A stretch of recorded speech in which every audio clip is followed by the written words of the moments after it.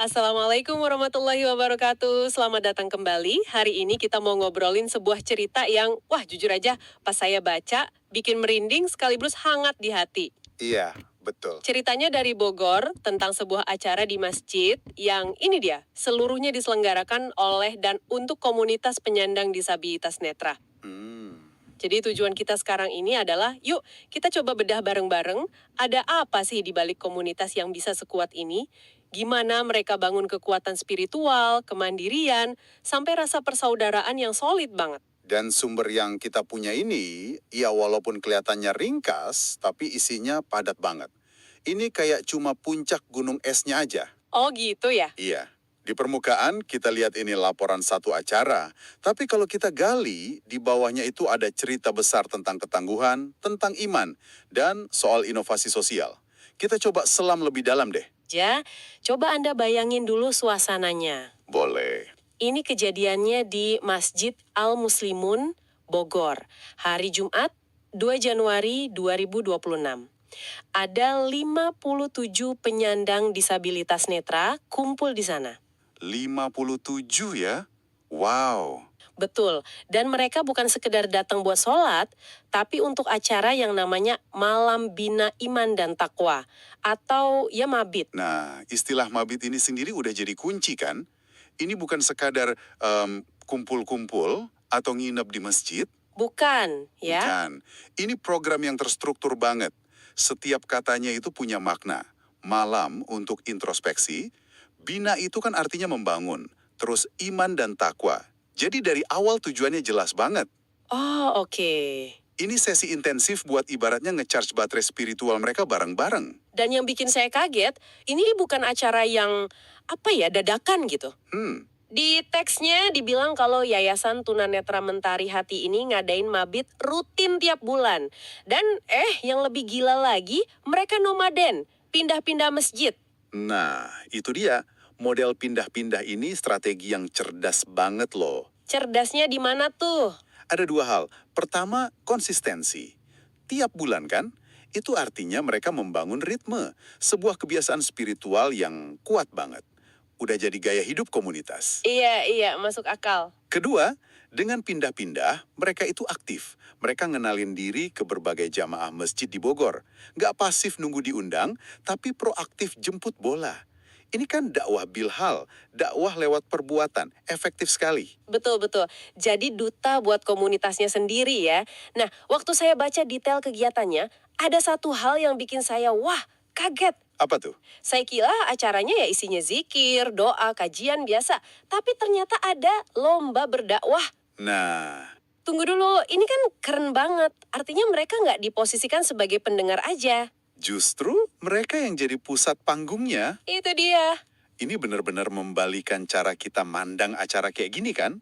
Biasanya kan kelompok disabilitas itu jadi audiens, jadi objek. Betul. Di sini, lewat lomba dakwah, mereka itu subjek aktif.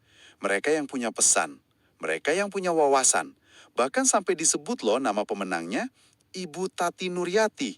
Ini bukan cuma partisipasi, ini pengakuan. Panggung untuk bersinar ya, bukan cuma tempat untuk hadir. Tentunya kegiatan ibadah intinya juga dalam banget ya. Pasti. Ada murojaah, jadi mereka bareng-bareng ulang hafalan Al-Quran. Terus ada kholakoh, kajian tafsir. Dan puncaknya Qiyamul Lail, sholat malam berjamaah. Saya coba bayangin suasananya.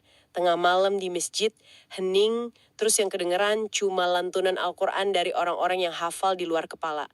Pasti khusyuk banget. Alur spiritualnya itu dirancang dengan sangat baik. Murajaah buat nguatin yang udah ada, holakoh tafsir buat nambah pemahaman, Iya, dan Qiyamul Lail itu puncaknya, komunikasi paling intim sama sang pencipta. Tapi dilakuin bareng-bareng. Kekuatan komunalnya pasti kerasa banget di situ. tapi nggak berhenti di situ. Ada juga sesi yang fokusnya pemberdayaan praktis banget. Belajar membaca Al-Quran Braille. Nah, ini detail krusial. Kenapa krusial? Karena ini bukan cuma soal ibadah, ini soal akses dan kemandirian. Memberikan akses ke Al-Quran Braille itu artinya ngasih kemandirian spiritual. Oh, oke. Ibaratnya kita ngasih kunci ke seseorang. Tanpa kunci itu, mereka butuh orang lain buat bukain pintu. Dengan kunci itu, mereka bisa buka pintu kapan aja mereka mau. Langsung ke sumbernya ya? Tepat. Ini investasi jangka panjang buat tiap individu di komunitas itu. Di tengah semua kegiatan yang serius ini, ada satu sentuhan yang, personal dan hangat banget. Apa tuh? Ada momen apresiasi buat salah satu anggota, namanya Bang Freddy. Oh, yang menciptakan lagu itu ya? Betul, beliau nyiptain lagu tema buat yayasan mereka, judulnya juga positif banget, Yo Ayo Mengaji. Detail sekecil ini kok rasanya penting banget ya? Karena detail ini jiwanya, ini nyawa dari keseluruhan cerita. Lagu tema itu lebih dari sekedar musik loh. Maksudnya? Yang munculkan rasa memiliki, semangat, bangga jadi bagian dari mentari hati. Iya ya, kebayang. Ini mengubah narasi dari sekedar organisasi sosial jadi keluarga besar yang punya lagu kebangsaannya sendiri. Ini bukti mereka bukan cuma komunitas ibadah, tapi juga komunitas yang kreatif. Keseimbangan programnya jadi terasa luar biasa ya. Ibadah ada, kompetisi ada, belajar skill ada, perayaan kreativitas juga ada. Ini nggak mungkin kebetulan. Nggak mungkin. Pasti ada pemikiran matang di baliknya. Nah, ini ngebawa kita ke orang-orangnya kan. Siapa sih yang gerakin mesin sekeren ini? Tentu, di pusatnya itu ada Yayasan Tunanetra Mentari Hati. Oke, Dipimpin sama Ustaz Zahrani Novianti dan punya alamat fisik yang jelas di Pasir Kuda, Bogor Barat. Adanya kepemimpinan dan rumah yang jelas ini ngasih fondasi yang kokoh. ada pusatnya ya. Betul, ada pusat koordinasi, ada tempat buat ngerenjamin semuanya. Terus, tentu ada tuan rumahnya kan? Masjid Al-Muslimun yang diketuai Bapak Alex Zulkarnain.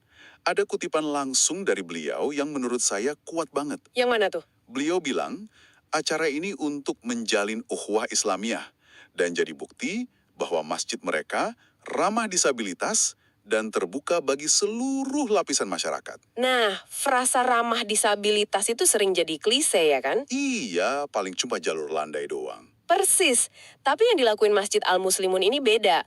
Keramahan di sini bukan cuma soal akses fisik, ini soal buka hati dan ngasih ruang. Maksudnya gimana tuh? Mereka bukan cuma bilang, silakan masuk ikut sholat. Tapi, silakan pakai masjid kami semalaman, jadiin ini rumah kalian, pimpin acara kalian sendiri.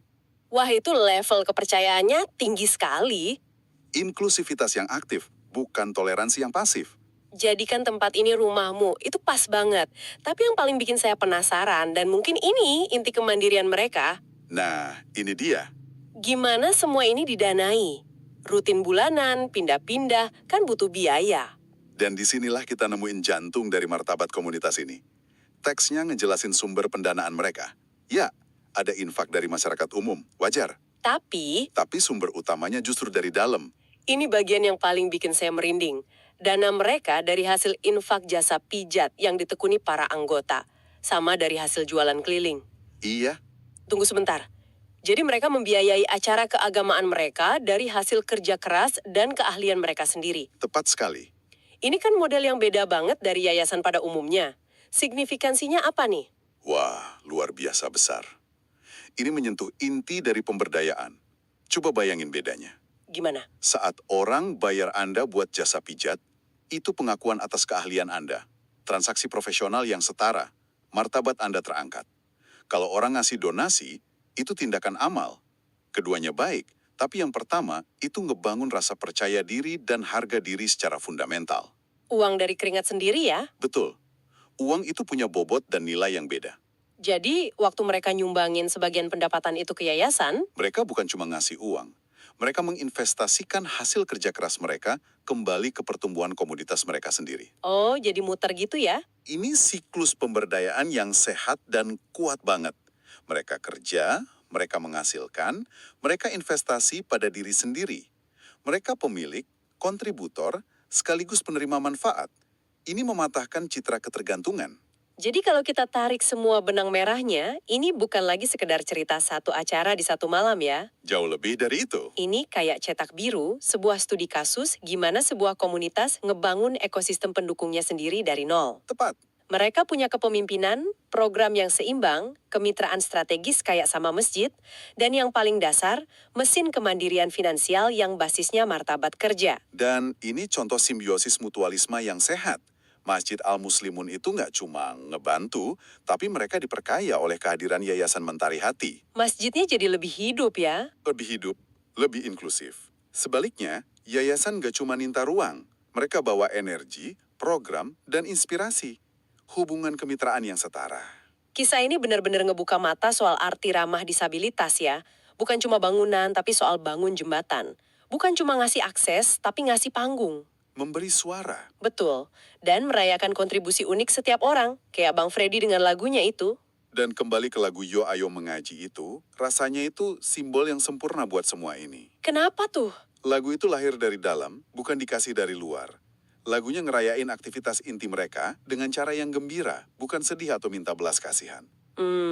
Ini ngubah narasi dari keterbatasan fisik, jadi narasi tentang kegembiraan iman, kebersamaan, dan kreativitas yang gak ada batasnya. Sungguh, sebuah pembahasan yang mencerahkan banget. Jadi, sebagai rangkuman buat Anda, ada beberapa poin kunci nih yang bisa kita ambil. Boleh? Pertama, kekuatan luar biasa dari sebuah komunitas yang dibangun dari dalam dengan kepemimpinan, program, dan sumber daya yang mereka ciptain sendiri. Kedua, betapa pentingnya inklusivitas yang aktif dan tulus. Bukan sekedar basa-basi atau formalitas. Bukan cuma buka pintu fisik, tapi buka hati buat kolaborasi. Dan yang ketiga, ini kisah inspiratif tentang gimana kemandirian, martabat, dan iman itu bisa tumbuh subur justru di tengah tantangan. Mereka buktiin kalau keterbatasan fisik itu sama sekali bukan penghalang. Nah, berangkat dari kisah Yayasan Mentari Hati ini, mungkin ada satu pertanyaan yang bisa kita renungin bareng-bareng. Boleh, apa tuh? Bisa kita atau komunitas di sekitar kita, di kantor, di lingkungan rumah, atau di tempat ibadah kita, lakuin buat bergeser. Dari yang tadinya cuma membuka pintu buat kelompok minoritas atau disabilitas, menjadi benar-benar mengundang mereka masuk ke ruang keluarga. Mengundang mereka buat memimpin, buat berbagi keahlian mereka, buat ngajarin kita, dan buat ngerayain identitas mereka bareng-bareng sama kita. Sebuah pemikiran penutup yang sangat kuat untuk kita bawa pulang. Terima kasih telah menyimak pembahasan kita kali ini. Wassalamualaikum warahmatullahi wabarakatuh.